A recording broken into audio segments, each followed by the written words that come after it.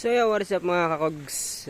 Ito ipapakita ko lang sa inyo yung day 1 nung completion or mga natapos nung day 1 ni Papa dito sa binubuo niyang bangka sa minomodify niyang bangka. So bali yan, nalagyan na ng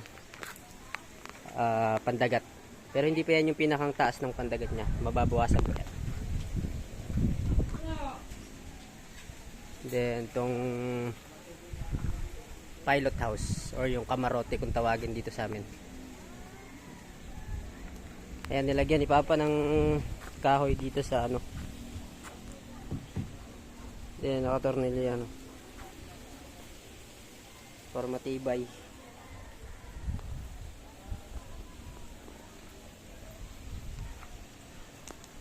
Isang side pa lang yung may pandagat, yung kabila sa next.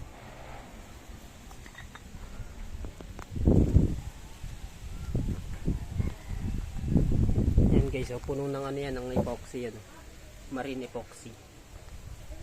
And then may mga stainless na tornilyo para hindi bumitaw yung kahoy. So yan lang guys, abang-abang sa susunod.